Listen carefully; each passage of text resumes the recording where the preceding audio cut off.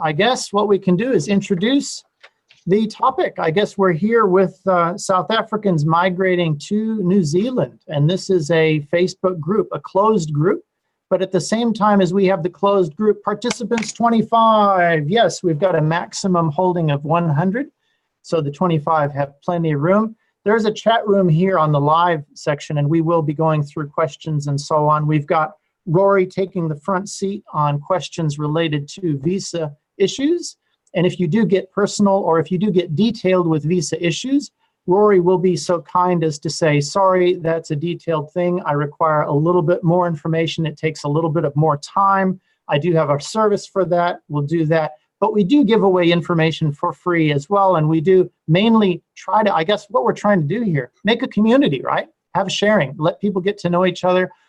We can share problems, understand solutions, what other people have done, get fresh stories from people who have just come here or in the process of coming here to New Zealand.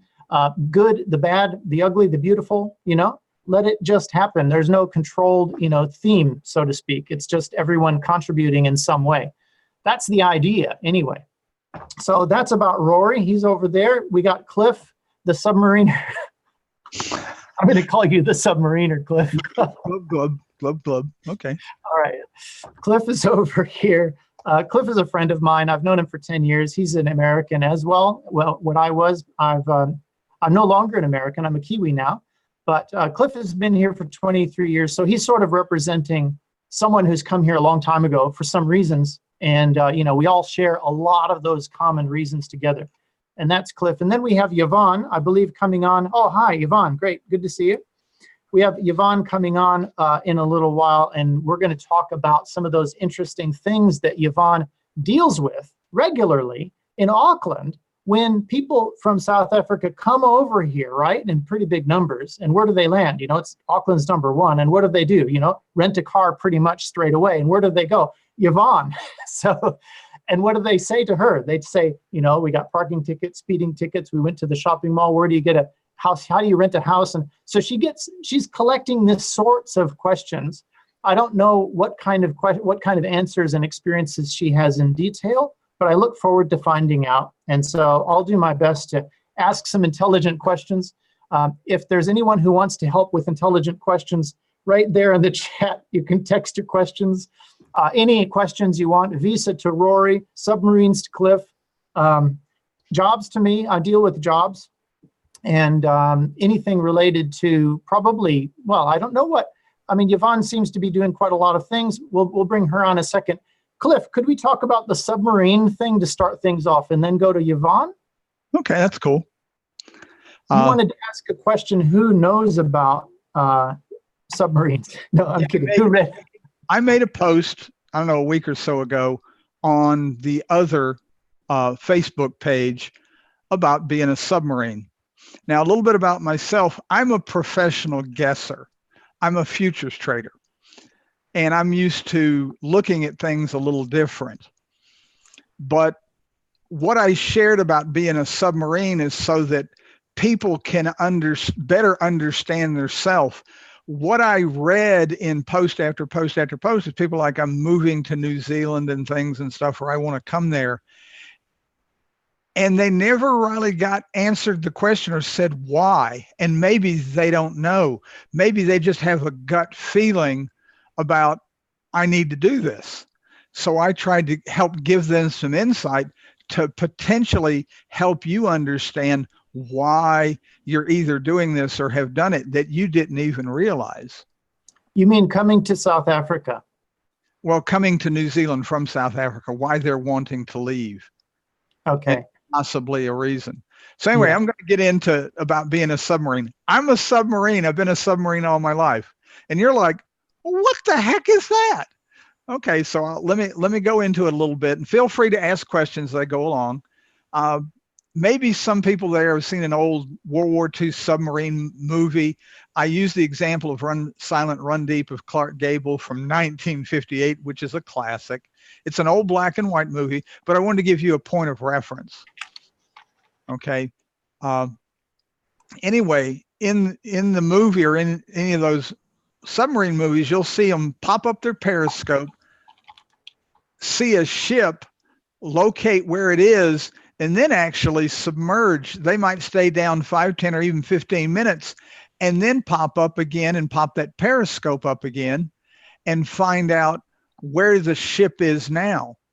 And using trigonometry, they actually had, simple computers or whatever at the time, but basically it's trigonometry. They would figure out how fast it was moving and in what direction. And the point is, they couldn't shoot at the ship because it's moving, right? It makes common sense. If you shoot at it, by the time it got there, because they're firing more than a kilometer away. They're not like 100 feet away. They're a long ass way. Torpedoes are quick, but it's not like a bullet. So the ship's going to move a long distance. So they're firing their torpedoes where it's going to be, not where it is. And in essence, the same thing holds true for the people that have ever hunt birds or skeet. You don't aim at the bird, you aim in front of the bird, or you aim in front of the skeet because it's moving. How does that apply for people coming to New Zealand from South Africa? They are in essence seeing something, and they're seeing the future. Whether they see what happened in Zimbabwe and some of those kind of things and stuff. And they may not even understand it because they're feeling this emotion like, oh, well, I've got to do something, and they don't understand why. And the thing is, you're reacting because you're seeing the future. And so now all of a sudden you're reacting to that. Yeah, that's a good point, Cliff. And I think most people do have a pretty good gut feeling of why they're coming here. The comments I get often, it's future, it's family, especially kids, and it's schools, and it's better life. And it's also no trust in the current way things are going, economically, socially, politically. So the point is, things aren't horrible in South Africa. You have a lot of problems. Everybody does. There's no perfect place on the planet. But you're seeing something, and your gut is talking to you saying, now, wait a minute, if this really, what we would say turns to custard or really turns bad, this is not going to be a place to be. And what I'm trying to do is give you some insight, and you can reflect whether that's you or not. It may not be at all, but chances are you're seeing, your brain is seeing things and stuff, and is sending you emotions, and you're reacting to those, and you kind of don't even understand why. I've just got to move. Could you share why you decided to come here from the States? I don't like the U.S. government. They're corrupt. The corruption is apparent now, but it was there 20 years ago. And basically, I voted with my feet. And I looked all over the world. I looked at Russia, Costa Rica. I had residency for the asking in 1991 in Australia, but Australia, for what I did, I would have had to either work in Sydney or Melbourne, which is 5 million people apiece. And I'm a country boy. I don't like necessarily the big city. And it just didn't fit me. So, I passed and went back to the U.S. when Desert Storm came around. But New Zealand fits me. Tate talked about if you like the opera, you like certain things. New Zealand may not be for everybody, but it fits me like a glove. And, you've got people who live in Johannesburg, the big city, and you've got a lot of people that live in smaller communities in KwaZulu-Natal, and it's a different life. You don't live the same life as the people in Johannesburg. Some of you like Johannesburg and want to live there, and some of you don't. And that's what works. But as I say, for New Zealand, it fit me. But as I say, I evaluated dozens of countries. But New Zealand is where I saw the future. I looked ahead to say, where is it going to be? And I like the fact that it was an island country. We're actually protected by Australia. Australia is between us and India and Asia and stuff. So if there is a problem, Australia is going to protect us. Just geographically, they're between us. So if anybody wants to get to us, they've got to go around Australia and come all the way down to us. And it's a long way. And some of those waters aren't the safest. So we're a hard place to get to. So geographically, we're safe if something in the world turns bad. And that's the things I looked at. When I first moved here 23 years ago, you didn't have near as much on the internet. Shoot, you barely had the internet. It was in its infancy. And people ask me things like, well, are the roads paved and do they have indoor toilets? They didn't know anything about it. But again, I did it early on and I looked like a nut, because I literally moved here at the height of my career, not at the low, not after it was over, but I was doing well, as a computer consultant. But, I saw what was coming and I reacted. But yeah, I left because I saw the corruption in the US and I didn't like it. And kind of as a conspiracy theorist, if you try and do anything about it, they're going to kill you if you get to be a threat. So I didn't like that aspect. So as I said, I just voted with my feet and came here. Well, Cliff, it's good to have you as a neighbor here in Little Nelson. And Nelson's full of all kinds of weirdos like us. And New Zealand has a very eclectic, diverse crowd from all over the world, different levels of different ages, different work experience backgrounds. Here we've got owners of companies and hippies, backpackers. Everything is like, countries. It works. It works. That's the miracle of it. It actually works. The culture is actually pretty cool.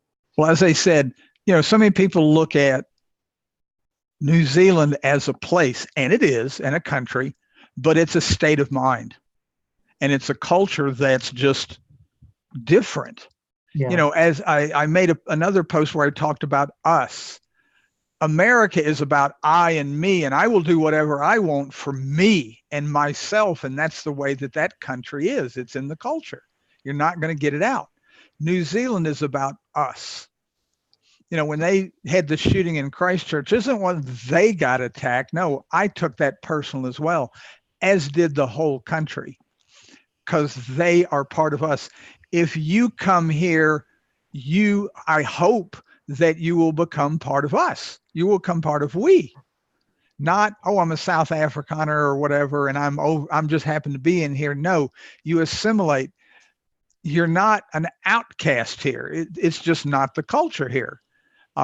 For example, if you or somebody had their house to burn down or have a serious problem, the whole community comes together and brings you food and clothes and offers you a place to stay, and you've never met these people. Part of that comes from New Zealand is so far remote. Years ago, the immigrants here came from Western Europe, and it took them months to get here. And even even years ago, like during World War II, you wanted parts, they came on ships and stuff. So you talk about Kiwi ingenuity. It was the only thing you had. You had to figure out a solution because you couldn't just walk down to the parts store and get a new one.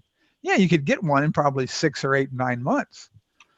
But it's just the culture here where we're used to being us and relying on each other. Thank you for that, Cliff. And it's just here, yeah.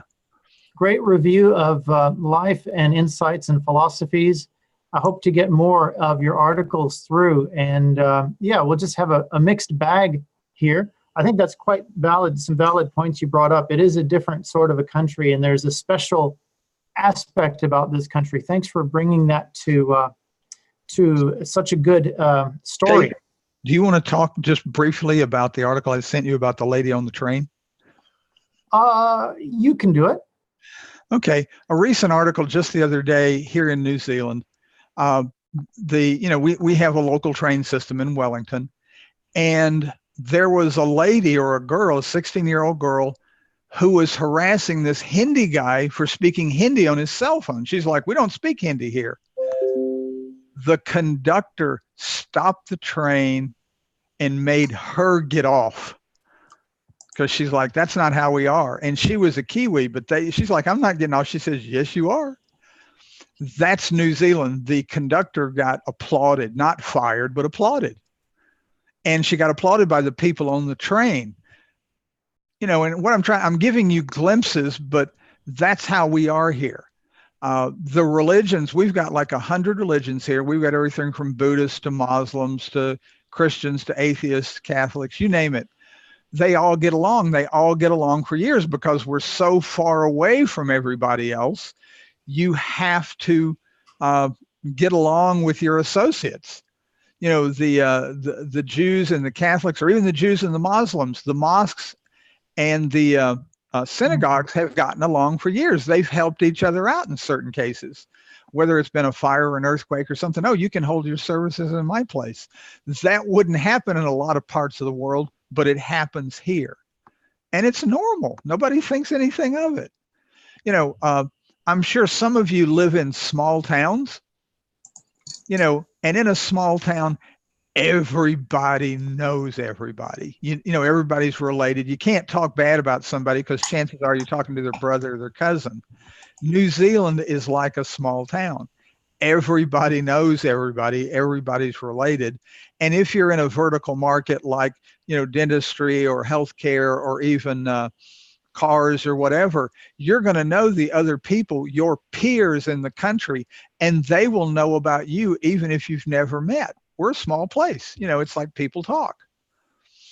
I also talked about, you know, these are various posts I've made. I'm just trying to share. And Tate, you can tell me when to shut up. Yeah, I'll go on to Yvonne now, but I do appreciate that, Cliff. I think you always add value, and it's great to have you on here. But I'll just move on to keep things going. Save the next story for the next time. I know you'll probably have about 5 articles before then or more. But yeah, thank you, Cliff. And looking for Yvonne now. How are you doing, Yvonne? Are you here? Yes, I'm here, Tate. Thank you. Oh, fantastic. All right. Well, that was nice to have Cliff on. I'll bring him on again. Cliff, I'll just leave you still unmuted so you can chime in, but don't do it right now. Please. So, Yvonne, you have this unique position in Auckland. Could you tell us about your place there, Tetra Wheels? Yeah, so I actually stay 4 hours outside of Auckland, Waikato, Taipo. Beautiful right by the lake. But obviously all the South Africans arrived, like myself, in Auckland. We had to come down here because of my husband's job offer. And I came over with 3 children while I was pregnant. So, of course, with all our luggage, we had to get quite a big rental vehicle. And we were paying $130 a day. And it was a lot of money. I was quite shocked. And that was the cheapest that we could get. And that is sort of when the idea popped into my mind, if I could find a way to help fellow South Africans with more affordable car hire and more of a personalized service, you know. Obviously, you land here and you've got no idea where anything, well, most of the time, unless you've got friends or family here. And it's all quite overwhelming. Even just, you know, deciding on a car rental company is a big thing. So when I had my baby, which was in August last year, I decided to buy a couple of cars and see, you know, feel the market. And it turned into so much more than just car hire. It really became a matter of people asking me for accommodation and could I recommend who they could finance through and could I, you know, help them look for cars while they are still in South Africa. And I mean, I still strongly feel that, you know, when we arrive here, you should first look at the car before you commit to it. So that was something that I decided to offer that service as well. So I arranged for the people to be collected and taken to the car before they actually go ahead and commit. But with car hire, it's quite easy. The cars are kept about 14 kilometers from the airport. So everybody just takes an Uber, which is between $20 and $30. And it's self-service. So I've got the keys in a safe. Beforehand, you fill out like just a 2-page form for me, just with your information on, obviously valid driver's license. And I mean, speaking about driver's license, there's a huge delay at the moment in South Africa. So probably every day I'm getting an inquiry, can we still rent from you because my driver's license is expired? And we're due to the 6 to 8 months delay in South Africa, they obviously had to leave without the new driver's license. And the answer to that is yes. I'm also quite, probably more lenient than what the other rental agencies are. They can convert their South African license, even though it's expired here in New Zealand, for up to 12 months, which is great, especially with the situation that they are sitting in at the moment. Then they pick up the car, use it for their duration, and hopefully then I'm also able to help them with the purchasing and financing. Through dealing with so many people on a weekly basis, I was able to build up quite a good basis of short-term accommodation. I mean, lots of people, their goal within the first month is to secure long-term accommodation, but they need somewhere to stay. And everyone's on a tight budget. So I've built up quite a good database of about 10 recommended places in Auckland. I've contacted the people myself. They are all ex-South Africans as well that have opened up a little like homestay or like 2 or 3 rooms in their house at the bottom to make it totally separate, just so that people can arrive here, settle in until they're able to secure their own home. Which, I mean, it was quite a process to build up these relationships, but it's so worthwhile and so satisfying to be able to help people, and people are truly very thankful, I must say. It's extremely rewarding in that sense. I'm able to help. Basically, I'm their first point of contact. They phone me literally when they arrive. We arrange the car hire, their accommodation, and then the next day, most people then go activate their bank accounts. I mean, they need that to function here and to finance especially. And look, there's some people who are on a very tight budget and they are not in a position to rent a vehicle. So I then arrange for them to be picked up from wherever they're staying, obviously within range of Auckland, and taken to the car dealership where the car is, and taken back again. And a service that I now started 2 weeks ago is, if you are not able to drive off with the car on the day, which is, it doesn't happen often, but I mean, if you get there late afternoon, you still need to do the registration and, the final paperwork. We then give you a free loan car for a day or 2 until the car is ready. So that's been a great thing to be able to start, especially to save people costs. It sounds like a lifestyle, a passion, something that came from actual need. First, your recognized need, and then it's going all over the place with needs of different people. Yes, definitely. And of course, I get the other question. Of course, these people are going to say, can you help find a job, especially because of the industry that I'm in, dealing with so many people. And that's not great that I've built up the relationship with yourself. And the other thing, of course, everybody wants to know who's the recommended immigration agent. At the end of the day, it really boils down to service and cost for them as well. It's nice that I've built up my own network. And I mean, I've been here for just over a year, and it was very daunting. We knew absolutely nobody here. So that is sort of what, ignited that whole feeling of me wanting to help other people coming over. Right. Giving something back and making a lifestyle out of it and feeling good about it as well, and giving people good deals. I mean, that's fantastic. I think that's what we all aspire to do here. Yeah, no, of course. And I also, small things that I get asked with car hire, of course, the insurance. Of course, I've got full insurance. I mean, accidents happen. It's just that type of thing. And I don't charge additional fees, which the other car rentals do. They charge between $50 and $100 if you go through the toll and you don't pay it, if you get a parking ticket or a speeding fine. And believe it or not, a lot of people renting from me do get speeding fines. They just, on the highway, the speed limit's 100 kilometers, and they generally going 130, 140, and that's at least $100 fine. So paying that in rands is a lot of money. So I actually have a little section that I add now into my form, and I send a reminder as well, just to remind them that in the urban areas it's 50 and the open roads 100, purely because it's unnecessary. To go pay that type of money while you're here. starting off when it's still in rands, it's heavy. Yeah, and then the other thing that I get asked a lot is obviously how strict is New Zealand with wearing your seatbelts and children being in car seats. Yeah, so they are very strict. I've got 3 children that are school going, and the schools have random checks for that.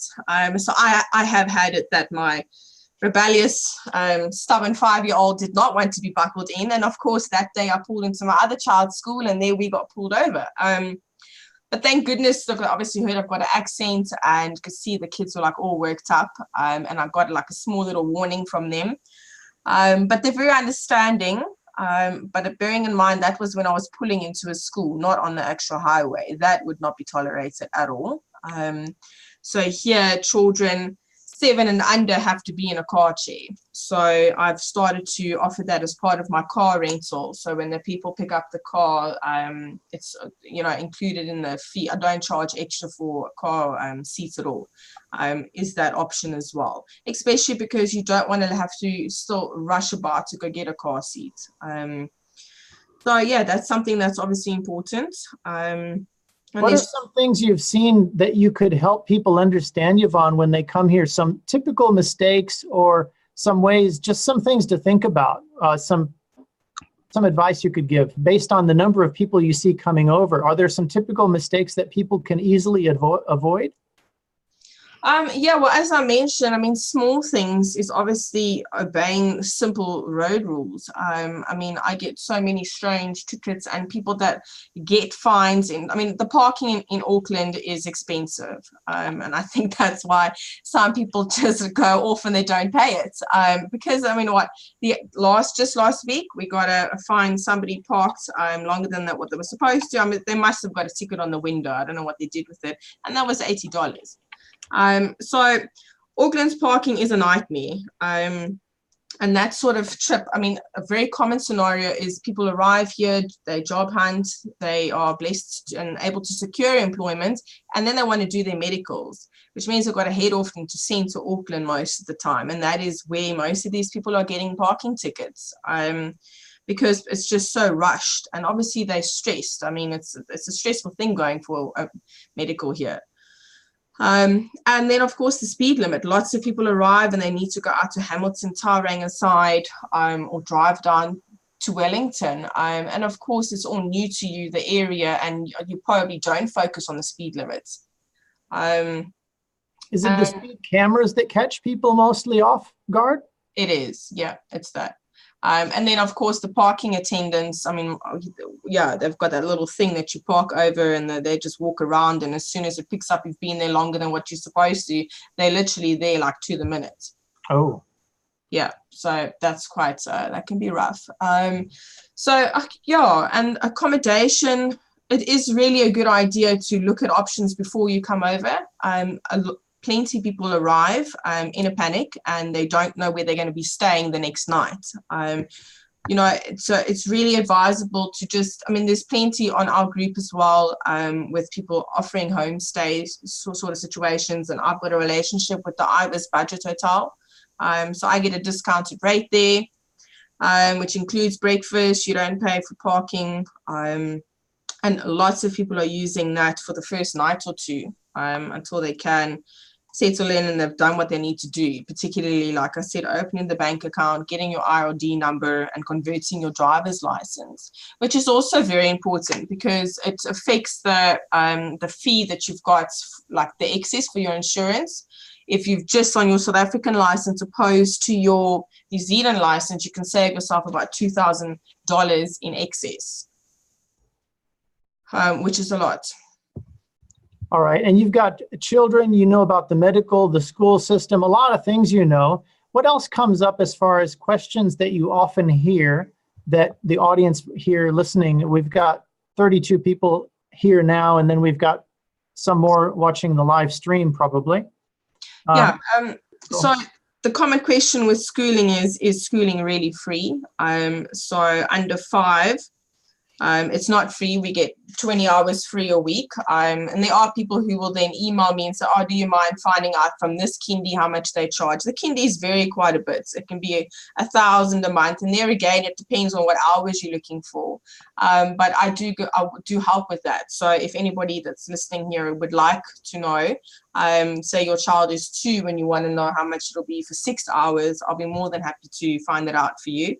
And then primary school, is from 5 and up, and most of them all charge between, like I'm paying for my children now $200 a year each, which is really nothing. And apparently like more center Auckland, some are charging $300, $350, and that's per year. And it's actually a voluntary donation. So should you for some reason not be able to make it, that's okay. And they don't say, okay, no, you must pay it before your child starts. So that's not an expense you need to include in your initial budget. But school uniform is, and school uniform is not expensive. It's pants, for example, is about $50, a top $40. So that all adds up. Then you still got to buy the jersey and blazer. My kids don't have to wear school shoes. I don't know if it's like that everywhere. They just can wear normal shoes. So school uniform is definitely something that you need to include in your starting out budget here. And but as I said, I'm happy to answer any other questions regarding schooling. And the other big one is, which is a big thing, I suppose, if you compare to what we pay for medical aid in South Africa, I get asked, is medical really free here for children? And it is up until 13. The children got seen by dentists at the school. You just fill in a little form that you agree. They do, whatever the children need, and you don't pay a cent for it. We just had a terrible round of croup go through all 4 of my children, and I paid nothing for all 4. They all landed up, look, it was terrible. It was over a month. So, and my baby had to go to the hospital twice in the middle of the night because he stopped breathing. And I was, of course, a bit nervous because it's my first time going up to the hospital besides for when I had the baby, to see, am I going to be charged after hours? And you walk in, obviously they triage you if it's urgent or not. Being a baby, that was seen as urgent. We got help straight away, and we were discharged about 3 hours later the first time, and the second time was 2 days later, and we were discharged about 2 hours, and I paid nothing for all the children's medicine, either at the doctor, and they got lots. Like literally, it was so much because all 4 were sick. They sent it in 2 boxes. I paid nothing. I actually felt guilty walking out with all that and not paying anything. You hear these stories and people don't believe it, and it's the norm. Like Cliff brought up earlier, that's just how things happen here, and it's amazing. Yeah, like Cliff said, the whole here, it's a us. It really is like that. And my mom-in-law is visiting from South Africa, and she's like, geez, how much did all of that medicine cost? I was like, nothing. Can you believe it? It's unreal. And my trip up to the emergency department as well. And it's just so comforting knowing that you've got all this available to you, and you don't have to have an expensive medical aid, and you don't have to worry, can you cover the ER costs? And I think that's quite important for when you've got children. And it's, it's all around an important factor, and it gives you that security here. Yep. You mentioned the free dental at the schoolyard.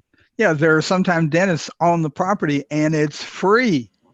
You don't get orthodontics for free, but normal dental stuff you do.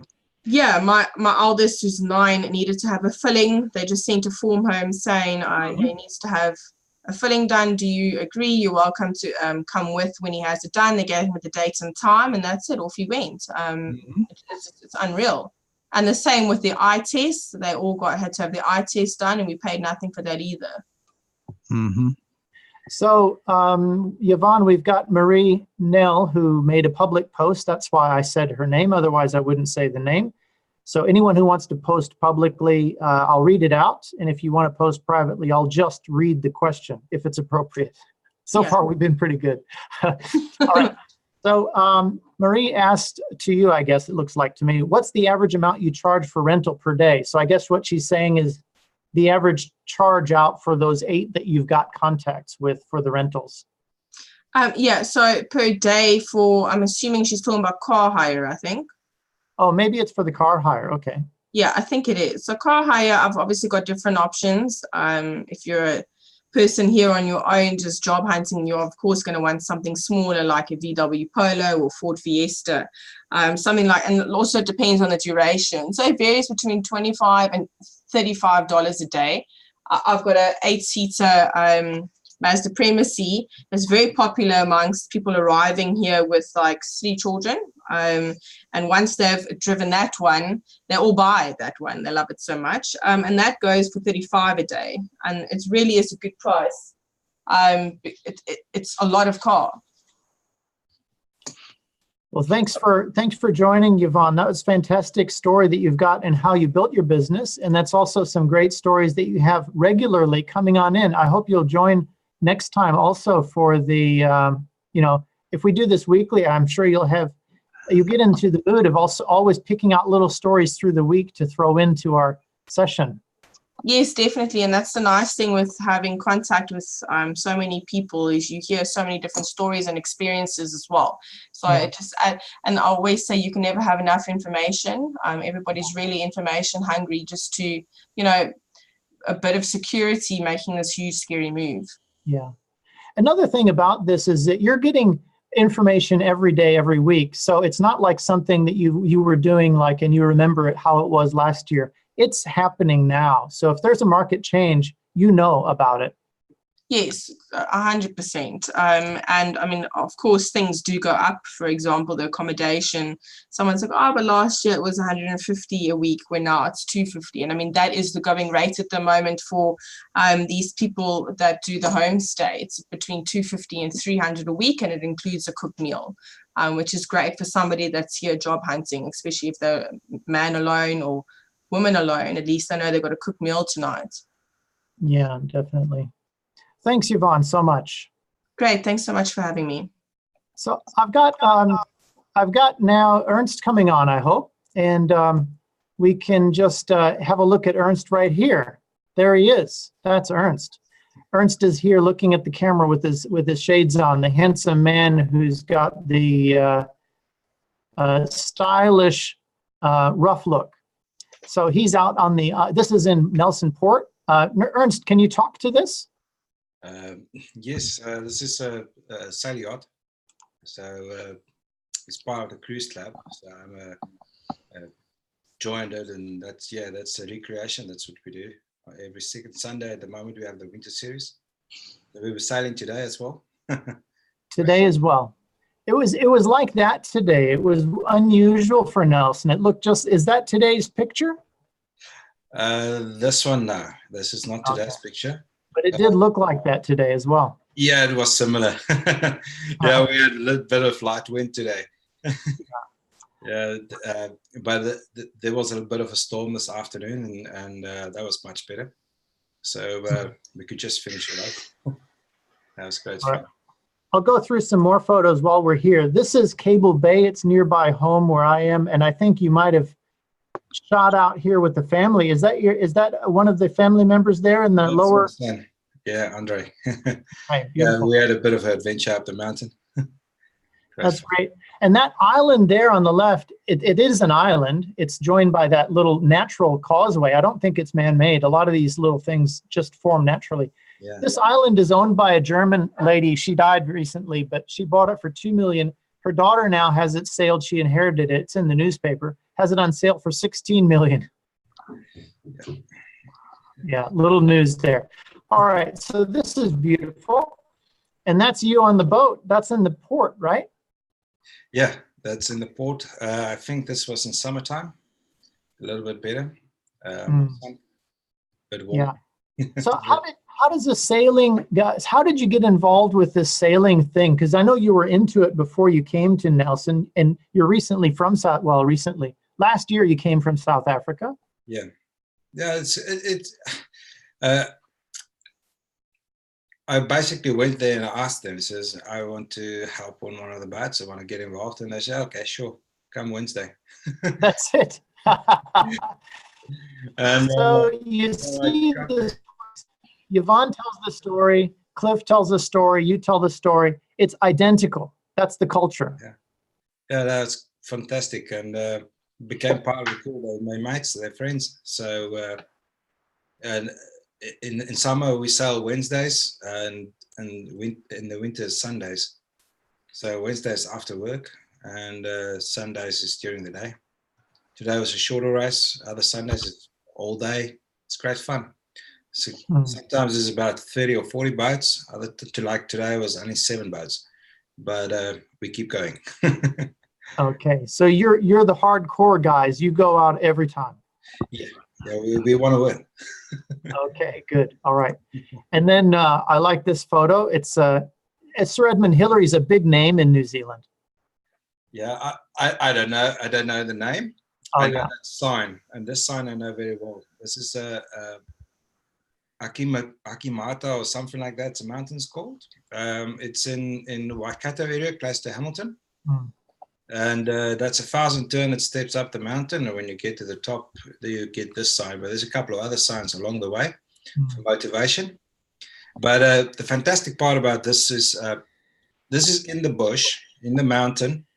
It's free, and it's a staircase meant for just walking around and see. And it's actually built with timber like this. And it's just fantastic how much money they spend on these kind of things to keep the Kiwis fit, I think. Department of Conservation, DOC. They do a lot of this sort of stuff. Very robust, solid stuff that lasts lifetimes. Yeah, and free to use. All right, and there you are again. This looks like, what beach is that? I can't remember the name of the beach, but that's black sand. Yeah. And it's not reversible. Iron or something. Yeah, they do. I understand that they do actually mine or melt the sand, and they get iron from it. Yeah. Okay, and there you are with your vape. Yes, you don't smoke. It's too expensive. So talk about the smoking prices, South Africa versus New Zealand. I don't know what the current prices in South Africa is, but around here, the cheapest you can get, and it's probably the same as Yes cigarettes in South Africa, you pay about $28. Ooh, that's hard to believe. Wow.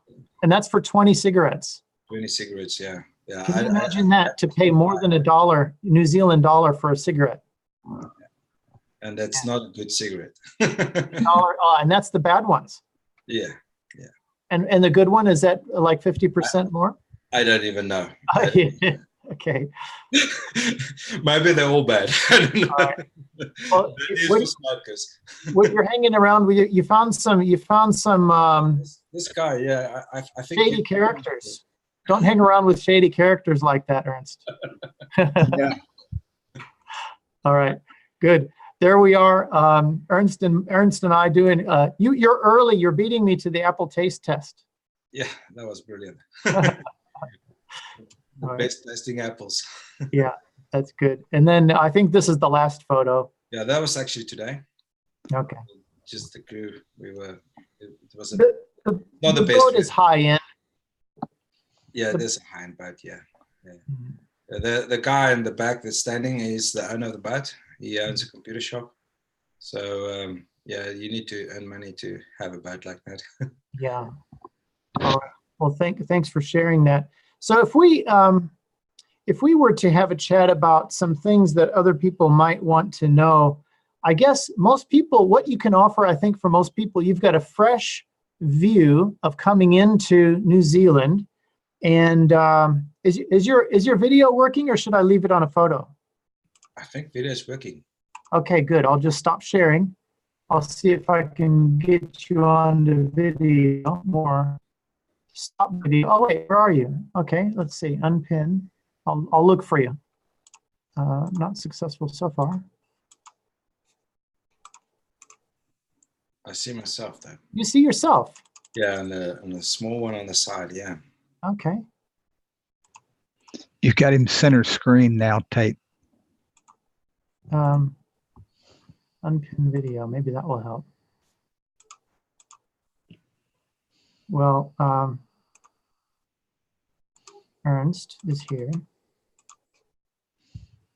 Spotlight video, how's that? Oh, there you are. Okay, great. Ernst, hello. Good to see you. All right. So I'll just stay up here in the corner. Do you see me in the corner still? I still see you. In the corner. Okay, I'll put myself over here and get out of the way. How's that? Okay. Ernst, it's good to see you. So what you could probably give to people, you came in fresh, you came in and you adjusted. Tell us about the good, the bad, the beautiful, and the ugly. The good, it's safe. New Zealand's very safe. And it's clean. And it seemed to work. The bad, you can't drive 120. I think only in Auckland somewhere on one of the highways you can, but nowhere else. But anyway, you don't want to. The roads is not meant for that. Speeds they're smaller and so. So that's probably one of the bad. That the nice thing about so far is I don't really care about security or anything like that. I carry on, and I have a job for the first time in my life where I actually work for a boss. I've always been working for myself, and I like that a bit. And I never thought working. I'm at the moment just a carpenter, so it's a basic position, and I can make a living with that. Even with that little money, it's enough to make a living. So we have it all of that works. My house is not very big. I'm used to much bigger. We don't have much of a yard, but across the road's a park, and the kids can play in the park. And it's a big park, much bigger than my yard back home. So I don't know. There's probably a lot of disadvantages, but you forget them. Actually, I think you have to once you start adjusting and you find the way other people work here. Everybody lives. Everybody make a living, and it doesn't matter what you do. If your job is handling garbage, you can still make a living. Doesn't matter what you do, you can make a living in this country, and that part I really appreciate. I think when I came over, I originally thought I want to get this big job, and I want to make all the money and do the same as in South Africa. I think I don't say it's impossible, but you're not going to come to somebody else's country and take over and then you're going to be their boss. No, you're going to be part of the community. And then, but another view I have that helps me a lot to think about is what if you go to an island, a remote island somewhere, and you don't have to worry about everything. You don't have that much politics. You don't have so many people to worry about. Virtually crime-free. And you can have a little house and you can have a job, even doesn't matter what it is. And you live there on this beautiful island and you have a stressless life. The things that matter is not what you do. Working is means to enjoy after work. Mm-hmm. So this is your more important time. After work's more important. Work is just to get the money to do it. To sail, for instance. So here we are in New Zealand. It is a remote country. It is a little island away from everyone. Mm-hmm. And it is exactly that what we do. It's not Fiji. It's New Zealand. It's better. You understand what I mean? Everyone, you can live in Mauritius or one of those places, but what kind of living you're going to have? It's going to be nice and fun for a couple of weeks until the holiday fever is over. This country, the holiday don't stop. It's all the time. So I think of work as means to enjoy life after work. So you don't have to have a big salary here. Everybody's fine. Everybody can have a living. Everyone can afford to buy a car. When did you transform your way of thinking from the South African mentality into what you've described now is pretty much a New Zealand mentality? Mm-hmm. Cliff, could you not go so loud with that? Sorry, didn't even know.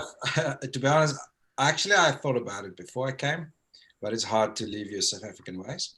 And the longer I've been here, the more I think about it in that direction. You have to you have to take a few levels down, and it's hard when that happens. But if you don't think about it in that way, and you think what's happening here, and you enjoy what's happening around you, that those things don't matter anymore. And I mean, today was a great day. I went sailing last weekend. We were playing in the snow. Every weekend we are doing something, and none of it costs money. And that's fantastic. That's what it should be. Fantastic. I think you're connecting with a lot of people, and you're also giving a sense of belonging and pride for the people that exist here as well. So you're speaking to many hearts and minds right now, Ernst. Oh, thanks.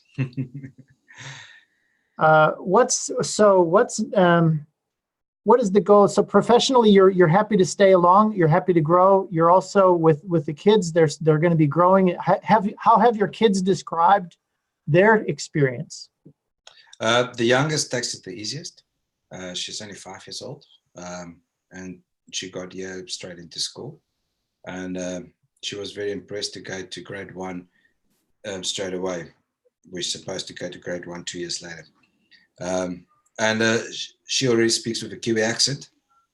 My oldest is 9 years old, and to her it's a bit more difficult because its language changes, but she enjoys it.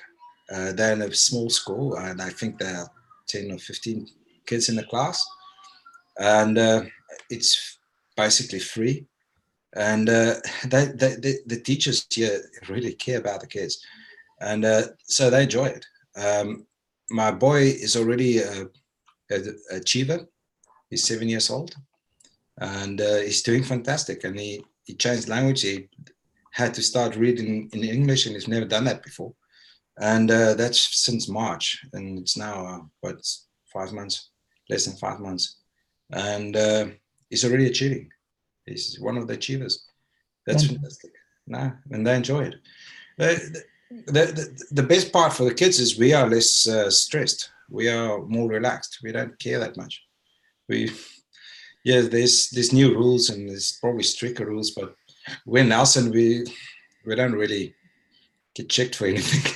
So I've never been pulled over by police. I've seen them, but yeah, it's much more relaxed. How about the workplace? What are the differences in the workplace here versus there, given like the same environment on the construction yard and so on? You have to keep in mind, labor's in comparison very expensive here. So you have less people doing more work. So people do work very hard, and these Kiwis are born fit. So they are really, so we do work hard. We do push on side. You will find it's common for 2 people to be building a house, or 3, maybe 4 sometimes. But even just 2 people building a house is a common sight. You see that. Amazing. And if you compare to South Africa, for those of us who haven't been there, what would it be for building a house? Okay, remember the main thing here is completely different houses. It's all frame houses. So it's timber frame and cladding and plasterboard inside.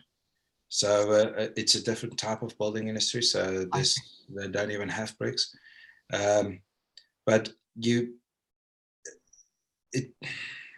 it's more or less the same kind of thing, except that everybody that's working on site actually really knows what he does.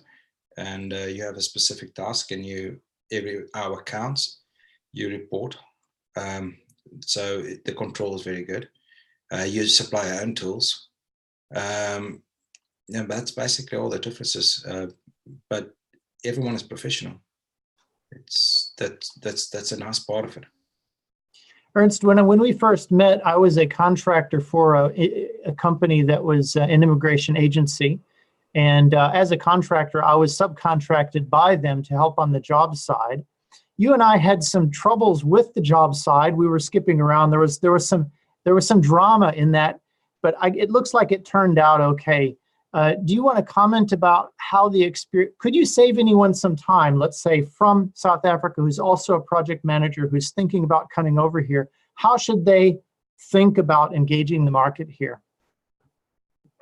It's hard to say. Remember, project management in Auckland, in the big cities, it's probably easier. I think there was opportunities in Auckland for me in project management side, but in the smaller cities, in the smaller places, it's not the same.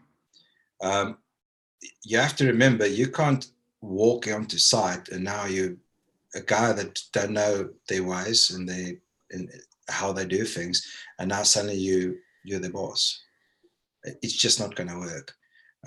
And they tend to employ project managers from the company.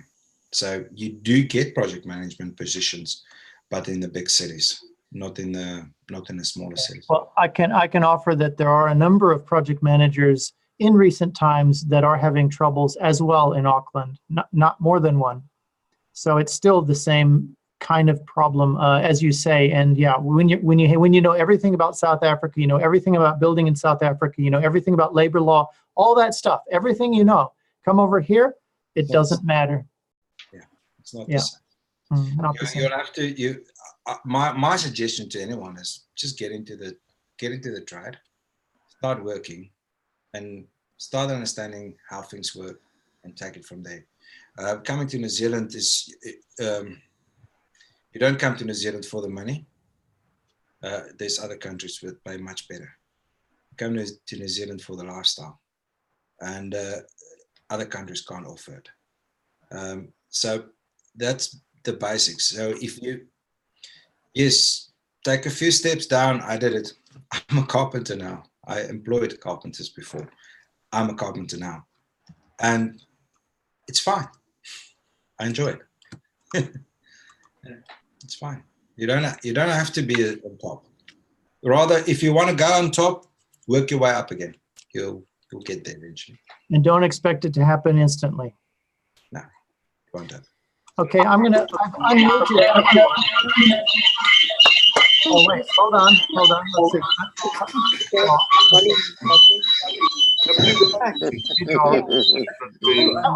see. That was a catastrophe. Okay, I'm still. What I wanted to do. Sorry, guys. What I wanted to do is to say thank you very much, Ernst, for sharing with us. I wanted to say that that's a fantastic review that you've given and of your life, and you're sharing this fresh life, this fresh transition, these fresh insights. You're speaking to Kiwis as well as South Africans and anyone else who's coming over here. There's a special thing about New Zealand. Cliff said it, Yvonne said it, Rory said it, and it's been the theme of this webinar, although we didn't plan it. And it's been great to have you here. And what I wanted to do, I wanted to unmute everyone and clap for you and say thanks, and that's it, and goodbye to everyone. So I'll try it. It's going to be a disaster. So everyone get ready. I'm going to unmute you. If you could just clap for Ernst, and we'll see you next week. Take care. Unmute all. Yay!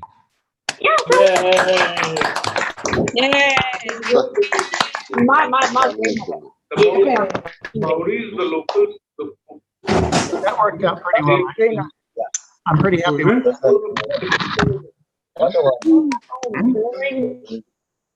I'm pretty happy with that. Thank you, Ernst. Take care.